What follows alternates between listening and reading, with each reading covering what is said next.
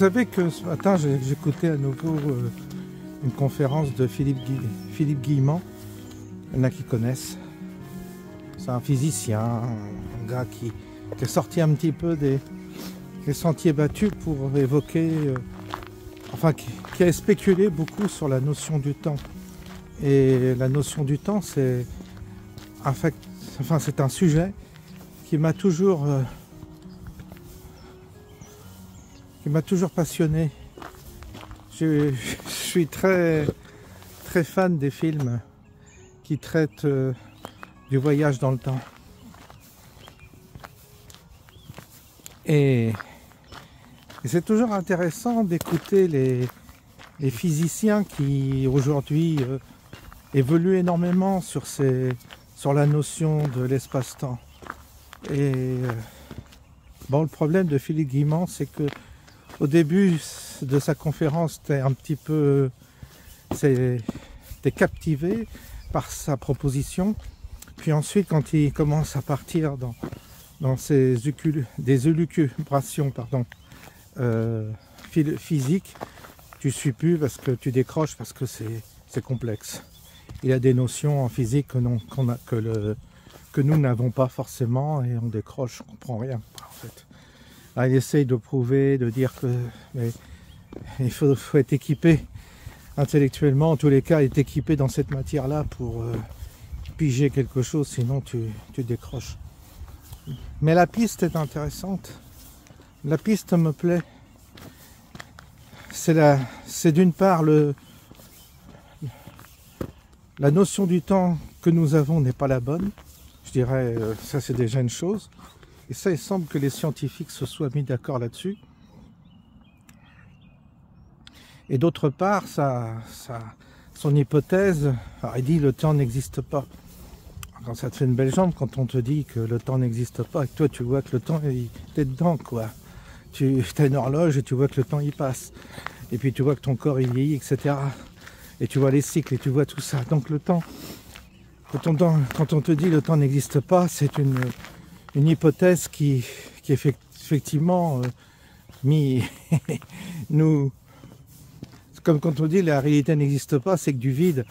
Ah oui, mais enfin, on a beau te dire ça, mais t'es dans ce monde-là, t'es dans une réalité qui est peut-être une illusion, mais tu peux pas te défaire de cette illusion, en tout cas. Et si le temps est une illusion, tu peux pas non plus nier que ton corps, il vieillit et qu'il perçoit bien l'usure du temps.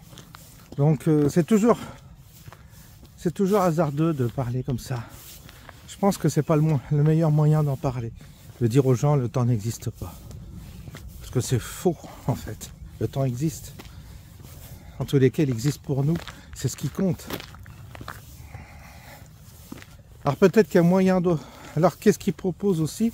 Il propose de... Et ça me paraît plus intéressant. Il dit que le passé peut changer au gré du... Il y a un mouvement, que le passé il n'est pas figé, que le futur n'est pas figé, mais qu'il est déjà réalisé, mais qui peut changer.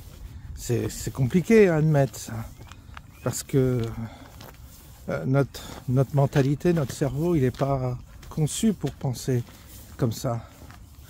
Alors la physique semble contredire ce qu'on appelle notre sens premier, notre bon sens, notre manière linéaire de voir les choses. Moi j'aime bien ces hypothèses. Mais alors, si le futur bouge, ça veut dire que le passé il bouge aussi. Et que le présent n'existe pas comme il le dit. Il y a donc un mouvement perpétuel qui serait comme une forme de mouvement qui agirait en fonction de nos consciences. On pourrait de là avancer et dire de fur et à mesure que l'humanité s'éveille, le passé peut changer, ainsi que le futur du coup. Les gens qui ont fait certaines expériences paranormales savent que on peut sortir du temps. Ce que disent certaines personnes qui sont sorties de leur corps, qui ont fait des sorties du corps ou qui ont fait des EMI, disent que le temps n'existe pas. Ça rejoint donc cette physique qui s'aventure dans des hypothèses, évidemment, pour nous, qui sont difficiles à admettre, parce que notre sens commun, il est calibré en fonction de certaines lois qu'on a déterminées, puis d'un seul coup, tu as des nouveaux physiciens qui disent, ben non, finalement, c'est pas ce que tu crois. N'empêche que on continue à raisonner, on continue à travailler, on continue à faire des projets, on continue à vivre avec selon des lois qui ne seraient pas les bonnes lois, en fait. Ça percute trop notre sens commun, ces hypothèses, pour qu'on les assimile et qu'on les expérimente. En tous les cas, moi, je vous invite à écouter Philippe Guillemont, parce que c'est toujours pareil, il est sur les réseaux, tout ça, vous verrez. Ça peut intéresser certains, surtout ceux qui aiment bien justement découvrir ou qui aiment appréhender certaines questions qui échappent justement à la religion. La religion n'en parle pas, et donc ça. Alors je dis pas que certains mystiques n'en ont pas parlé, c'est un peu différent. Oui, c'est évoqué parfois, mais sous un angle qui est une forme d'interprétation systématique. Moi, je pense qu'on ne doit pas interpréter trop. On doit laisser courir notre imagination sans interpréter forcément. On a un souci d'interpréter systématiquement qui bloque notre perspective aventureuse, qui bloque notre perspective qui est spéculative, je dirais. C'est bien d'imaginer que les choses ne sont pas telles qu'on nous les a façonnées, fabriquées, et dans lesquelles on est un peu enfermé, des fausses lois en quelque sorte. Vous savez, notre relation au temps, évidemment, elle est très très calibrée d'une manière matérielle. On a inventé les horloges, on quantifie le temps, et puis on a décidé que le temps était fixé, le temps était réel par rapport à la mécanique, qu'on a une mécanique comptable. Mais si vous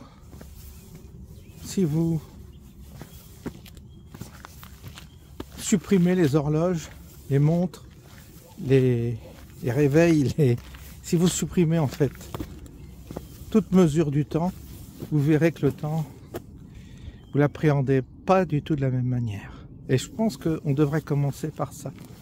Je pense qu'on devrait s'extraire des instruments de mesure que nous avons, du portable qui indique l'heure et tout ça, qui minute, on minute sans arrêt, on quantifie. Mais si on sort de ça, eh bien,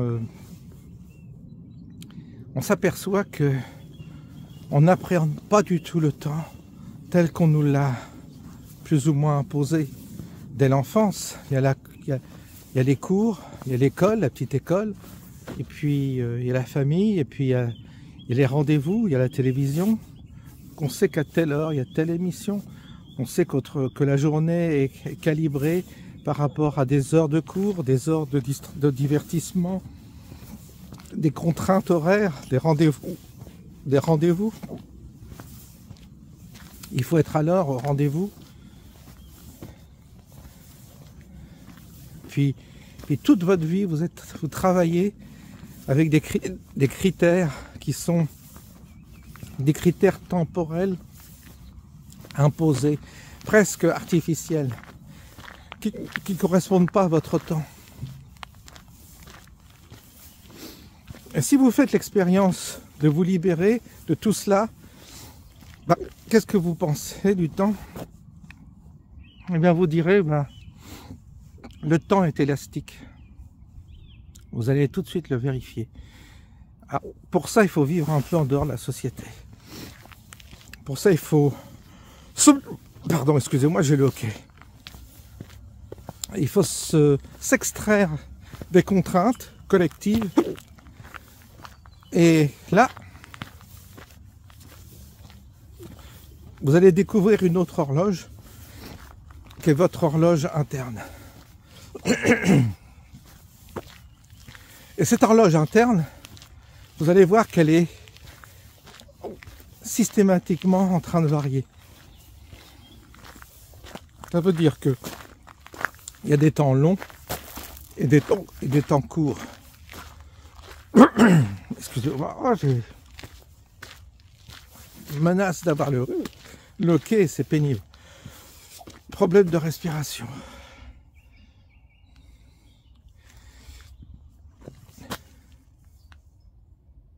Et donc,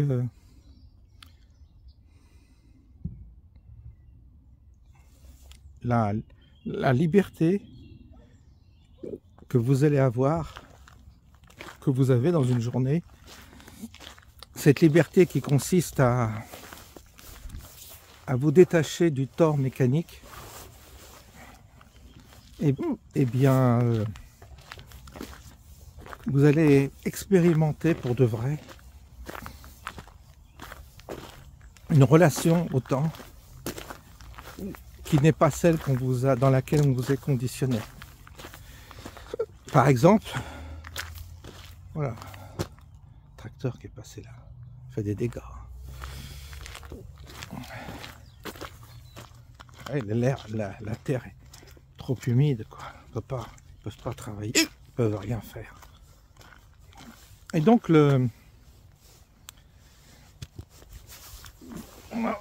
voyez le temps là. Le temps. Eh bien, vous voyez qu'il passe différemment. Ça dépend. Déjà, si vous êtes seul ou en compagnie de quelqu'un, ça change. Ça dépend de l'activité que vous faites. Une activité manuelle. Lire un livre, regarder un film, faire la cuisine, dormir, conduire en voiture, vous promenez comme ça. À chaque fois, le temps est différent. En tous les cas, ce qui change, c'est votre appréhension du temps. La vie qui passe, les années qui passent, les mois, les semaines qui passent. Tout ça est différent en fonction de votre état. Vous êtes en bonne santé, vous êtes malade, le temps, vous verrez, il sera différent. Vous êtes jeune, vous êtes vieux, le temps passe différemment. Certains diront en vieillissant, le temps passe plus vite.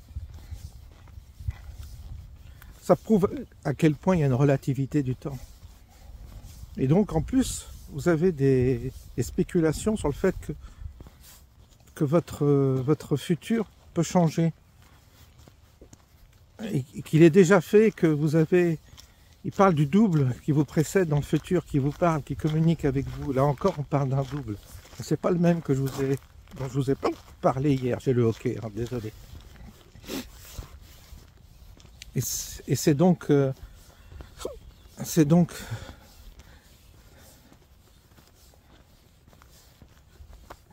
ces pistes-là qu'il faut explorer.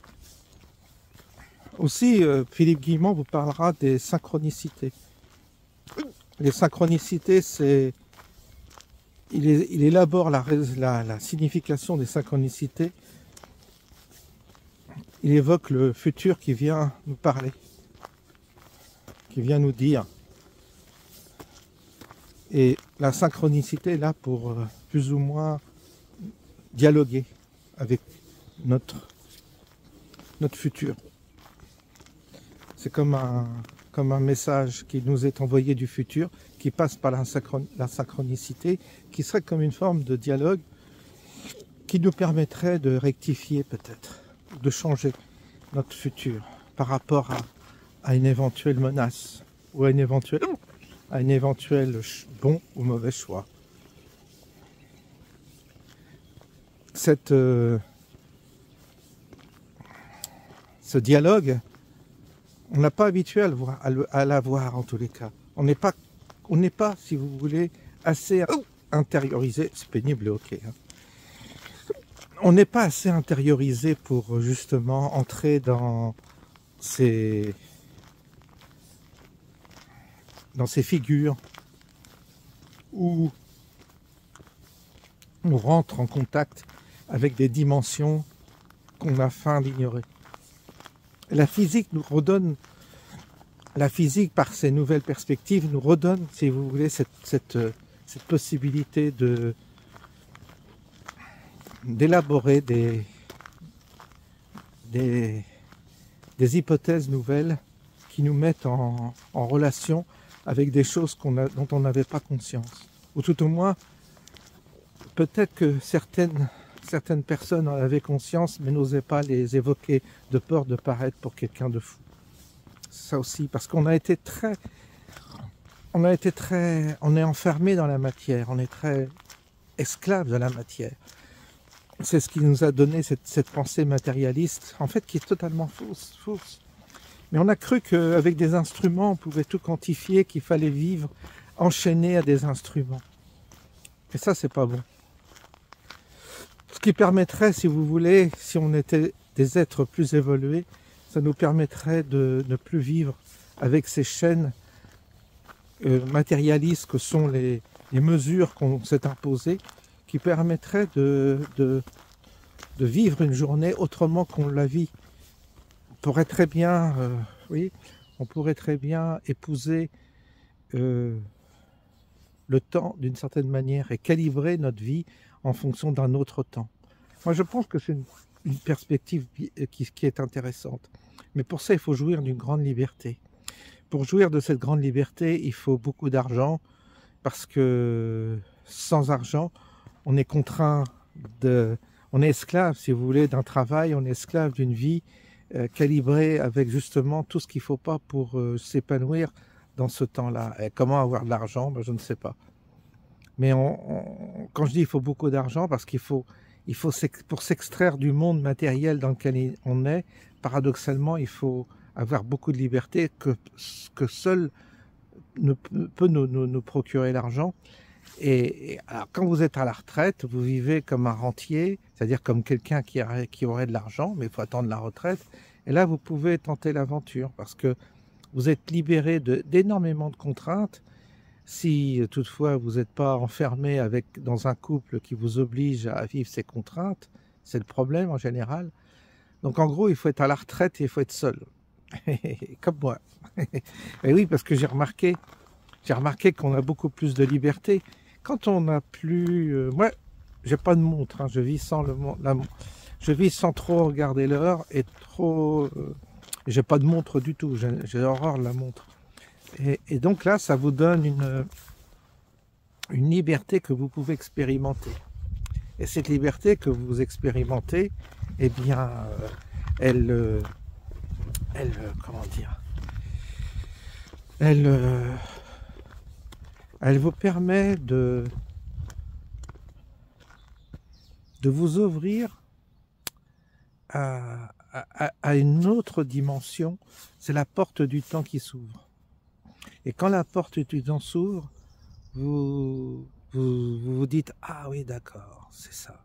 En fait, c'est un sentiment très, très agréable de se libérer des contraintes du temps, en sachant que le temps est une forme d'espace, de dimension dans laquelle on est, mais qui peut très bien, à un moment donné, s'effacer. Vous pouvez sortir du temps.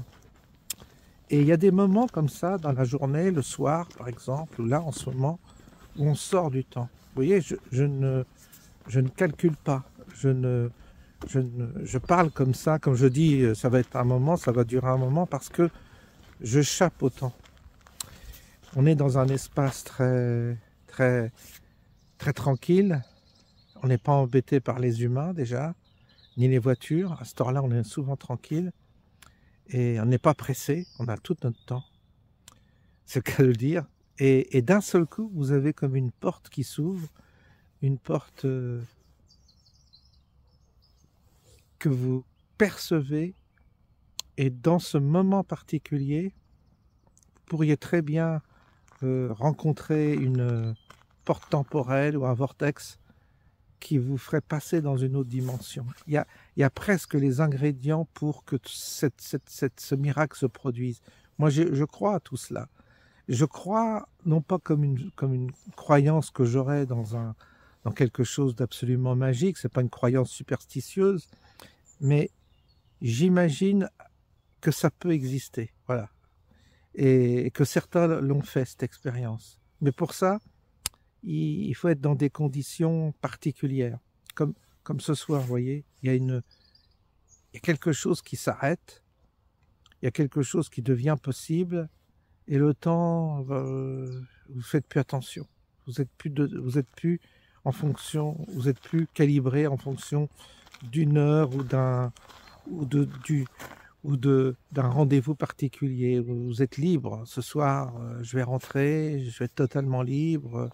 Vous voyez, si je dois dîner, ça sera à l'heure que ce sera. Il n'y a rien de calculé, il n'y a rien de... Non, il n'y a personne qui m'attend, il n'y a aucune contrainte. Et ça peut durer comme ça pendant une partie de la nuit.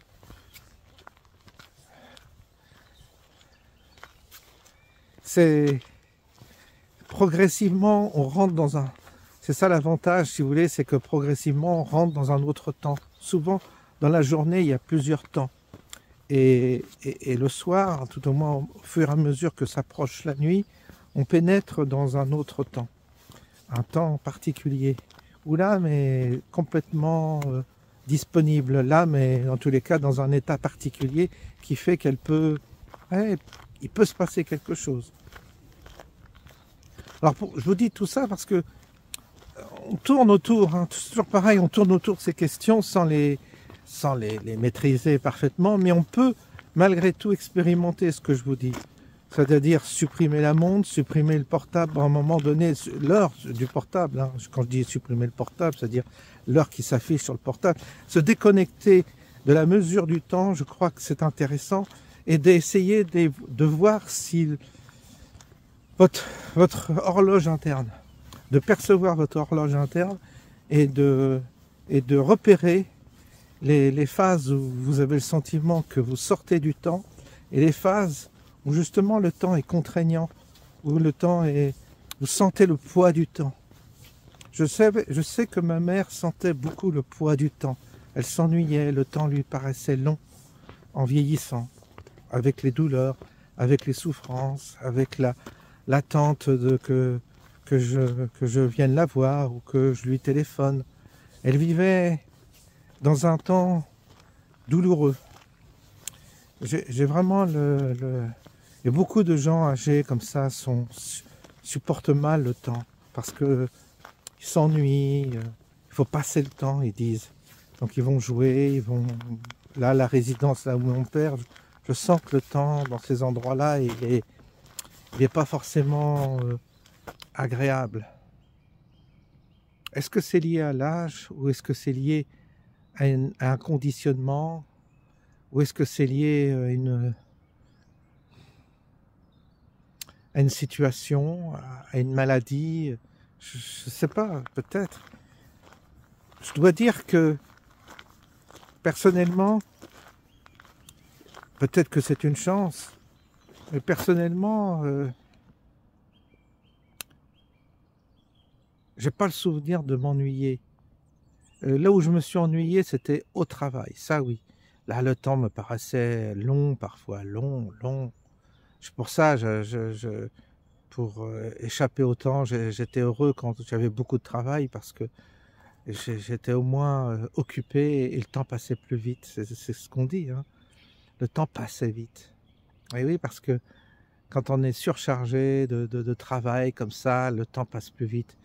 Mais malheureusement, il y avait beaucoup d'oisiveté dans mes boulots que j'ai faits. J'étais fonctionnaire, donc il y avait beaucoup d'oisiveté. Et c'est long. Et ça en finit pas. Donc tu te lèves, tu vas 10 fois aux toilettes pour essayer de t'occuper. Tu cherches une âme comme toi pour discuter, pour passer le temps. Et là, j'ai senti que le temps était long. C'est triste, hein, mais c'est vrai ce que je vous dis. Parce que c'était imposé, tout ça était imposé. Et à partir du moment où j'étais libre, c'est-à-dire les week-ends, les vacances, et là la retraite, j'ai plus ces contraintes-là. Donc là, il n'y a plus un moment où je sens que le temps est long. Il n'y a pas, parce que je suis libre. Mais il a fallu que j'attende cette retraite, c'est-à-dire il a fallu que j'attende 62 ans pour enfin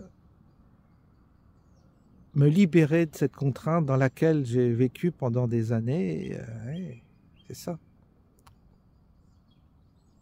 C'est terrible le poids du travail, ce que c'est. C'est terrible. Alors on dirait il faut bien, il faut travailler, tout ça, il faut bien dans notre réalité. Mais dans une autre réalité, ça n'a pas de sens. C'est notre monde qui s'est ainsi fabriqué, qui nous a imposé un peu tout ça. Mais on pourrait imaginer un autre monde, on pourrait imaginer une autre conscience, on pourrait imaginer, c'est quelque chose qu'on peut imaginer, qu'on peut entendre, sans être dans une forme d'utopie d'illuminé, mais on sent que c'est possible. Mais les tentatives qui ont été faites dans ce sens-là, souvent sont des échecs, parce que c'est trop tôt pour demander ça à des humains qui ne sont pas évolués spirituellement. Il faut être vraiment très évolué pour s'engager dans une voie de liberté totale, où justement le temps n'est plus une contrainte. Alors, évidemment, quand je suis allé en Afrique, j'ai compris que la notion du temps, là, elle était complètement différente. Les Africains ont une relation au temps qui n'a rien à voir avec nous occidentaux. Donc ça m'a permis de constater qu'en fait, la production et en fait, ça m'a permis de comprendre que la réussite matérielle de l'Occident était liée au temps. Parce qu'en Afrique, évidemment, ils ont un mal fou à s'adapter aux contraintes du temps et donc aux contraintes de l'économie occidentale. Ça fait qu'il n'y a pas de... Et le fait de ne pas avoir été coincés dans le temps comme nous les a rendus dépendants matériellement, évidemment, et puis pauvres, et puis impossible d'évoluer avec la technologie. Ils sont fâchés avec la technologie parce que fatalement, quand tu rentres dans une dimension très technique, très matérialiste, évidemment, tu t'enfermes dans un temps calibré et tu t'enfermes d'une certaine manière. Vous savez, il n'y a pas de mystère. Ce que l'on gagne d'un côté, on le perd de l'autre. Et la grande liberté qu'ont les Africains par rapport au temps, cette liberté, cette dimension dans laquelle ils sont, qui n'a rien à voir avec nous, qui est une autre, ils ont un autre rapport qui est certainement beaucoup plus juste d'une certaine manière. Mais alors, la contrepartie, c'est la catastrophe au niveau matériel, quoi. C'est la pauvreté, c'est la famine, c'est la difficulté cette grande difficulté de survivre dans un monde très hostile. On peut pas, vous voyez, c'est pour ça que les Africains, même qui se sont occidentalisés, ont un gros problème toujours avec le temps. Moi, j'avais un ami africain, c'était compliqué, même d'avoir un rendez-vous. On voyait bien qu'il avait une relation avec le temps. Ouais, c'était comme ça, mais ça t'agaçait, toi, évidemment. Toi, tu t'infliges une discipline terrible avec le temps et tu penses que d'être très pointu sur le temps, c'est un signe de bonne éducation. Tu dis c'est de l'éducation, c'est l'efficacité aussi. Comment tu veux faire des affaires avec quelqu'un qui est jamais présent, qui est jamais là à l'heure, qui respecte pas le code du temps? C'est impossible, tu peux pas faire d'affaires. Donc tu romps ta relation d'affaires avec ceux qui ne respectent pas le temps. Et c'est là le problème un peu de l'Afrique, des Africains qui, eux, ont une toute autre relation du temps. Mais moi, ça m'a intéressé parce que j'ai vu qu'en étant en Afrique, dans un pays, dans un village du Burkina Faso, très Bobo Dioulassou, qui est quand même très éloigné de la capitale, tu te dis, bah, tu t'adaptes. C'est ce que j'ai voulu faire, moi, m'adapter au contexte. Bah là, le temps, le temps n'existe plus. Le temps est différent. Je ne dirais pas qu'il n'existe pas, mais il est très différent. Il est très élastique. Quand je suis allé au Bénin, c'était à Cotonou que j'étais allé. J'avais donc, là j'avais été un autre ami africain m'avait emmené dans un temple vaudou. Et là, j'avais rencontré un prêtre, et c'était particulier aussi. Et alors là, il s'est passé un truc vraiment magique. Je suis rentré dans ce temple, et je sais pas, j'y ai passé, je sais pas, peut-être 3-4 heures, et vraiment, j'étais rentré dans une autre dimension. Ça, je l'ai vécu. Quand je suis ressorti, j'ai l'impression, j'ai pas vu le temps passer. Je sais pas ce qui s'est passé, mais j'ai pas vu le temps passer. J'ai l'impression que c'était une histoire je sais pas, d'un quart d'heure, de 10 minutes. En réalité, j'étais là depuis 3 heures. Alors là, ça m'a chamboulé. Là, je me suis dit, waouh, hey, c'est ça, hein, c'est ça l'Afrique aussi. Et c'est très très étonnant. C'est pour ça que c'est intéressant parfois de voyager. C'est pas voyager comme un touriste, c'est expérimenter. C'est pour ça que j'ai toujours privilégié dans mes voyages, j'ai toujours privilégié voyager chez des particuliers ou chez des amis ou tout au moins avec des connaissances locales qui me font rentrer dans des cercles où ne vont pas évidemment les touristes, quoi. C'est ça qui m'intéresse. J'aime pas du tout faire le touriste quand je voyage, pas du tout. J'aime bien rentrer dans l'intimité des gens qui sont dans les locaux et de m'adapter. Ça, j'y tiens beaucoup. Pas par snobisme, mais plus avec une mentalité d'ethnologue, quoi, pour comprendre, pour saisir la différence. C'est là qu'on apprend vraiment. Mais c'est pas intellectuel, c'est sensitif, vous expérimentez. Vous expérimentez le mode de vie de l'étranger qui, évidemment, et on sent ça quand on est sensible à ces questions-là. Alors, quand je suis allé en Corée, il y avait aussi un autre temps. C'était c'était très très dur, très exigeant, parce que là, le temps est encore très mécanique. Je dirais que quand je suis allé en Corée, il y a eu